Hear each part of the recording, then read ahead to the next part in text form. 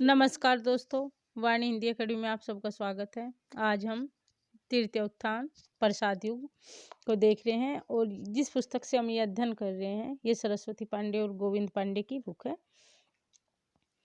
जयशंकर प्रसाद ऐतिहासिक नाटककार के रूप में प्रतिष्ठित है।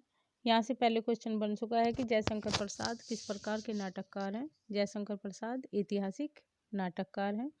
जयशंकर प्रसाद का प्रथम नाटक 1910 में प्रकाशित सज्जन को माना जाता है। सज्जन को जयशंकर प्रसाद का प्रथम नाटक माना जाता है। जयशंकर प्रसाद के नाटक अन्य नाटक हैं इनके। सज्जन 1910। सज्जन की विषय वस्तु महाभारत से लिया गया है। सज्जन का कथानक महाभारत से लिया गया है। अगला नाटक कल्याणी परिणय 1912। कल्याणी परिणय में चंद्रगुप्त व सेल्यूकस की कथा है। चंद्रगुप्त व सेल्यूकस की कथा है। अगला नाटक करुणालय 1912।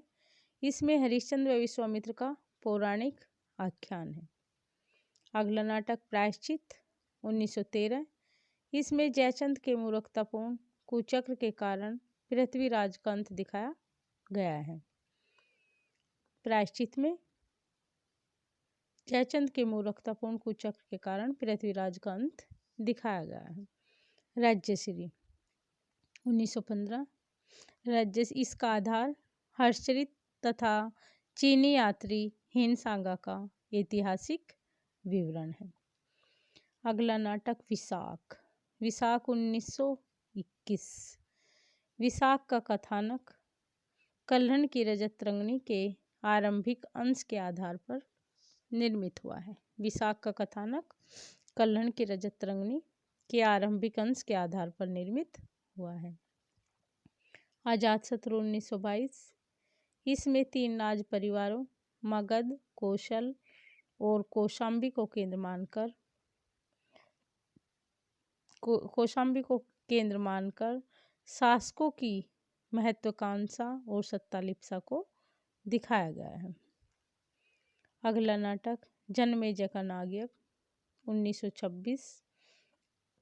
इसमें परीक्षित का प्रतापी पुत्र जनमेजय पिता का बदला लेने के लिए नागों का विध्वंस करना चाहता है। अगला नाटक कामना 1927। कामना संस्कृत के प्रबोध चंद्रोदय की भांति अन्योपदेशिक नाटक है। इसमें भावनाओं को नाटकीय पात्रों का रूप दिया गया है। कामना में भावनाओं को नाटकीय पात्रों का रूप दिया गया है। अगला नाटक स्कंदगुप्त। इसमें स्कंदगुप्त 1928 में इसमें कुमारगुप्त के विलासी साम्राज्य की उस स्थिति का चित्रण हुआ है जहां आंतरिक कलह, संघर्ष, विदेशी आक्रमण के फलस्वरूप उसके भविष्य के लक्षण प्रकट होने लगे हैं। एक घूंट प्रथम एकांकी है 1930 में। इसमें आनंदवादी सिद्धांत को व्यवहारिक भूमि पर खड़ा किया गया है।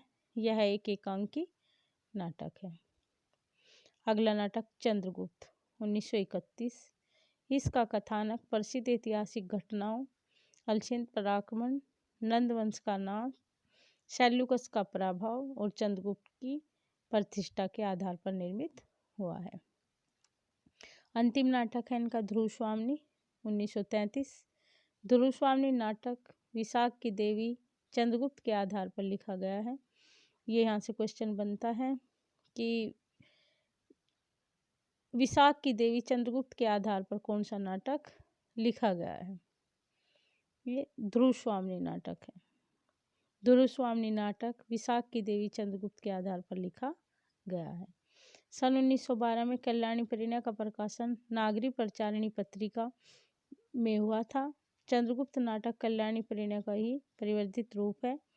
प्रसाद का नाटक चंद्रगुप्त का प्रकाशन 1933 में अभिनव चंद्रगुप्त के नाम से किया गया था। 1933 में चंद्रगुप्त का प्रकाशन पुनः अभिनव चंद्रगुप्त के नाम से किया गया था।